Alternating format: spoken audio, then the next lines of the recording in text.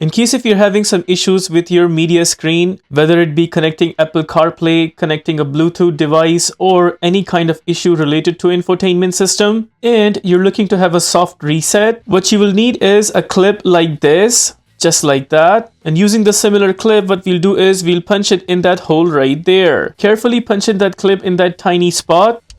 You will notice the screen completely turning black, and after you will see the Hyundai logo popping out. After, it will take few seconds until the reset has been done. You will see some writings coming up front, and after few seconds you will see the confirm button at the bottom. We'll press confirm at the bottom right there, and just like that, the soft reset has been done for this infotainment system.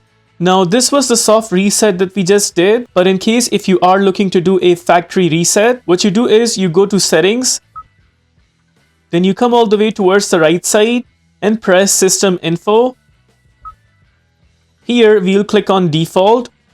Here it says reset the system settings to factory default. We'll press Default.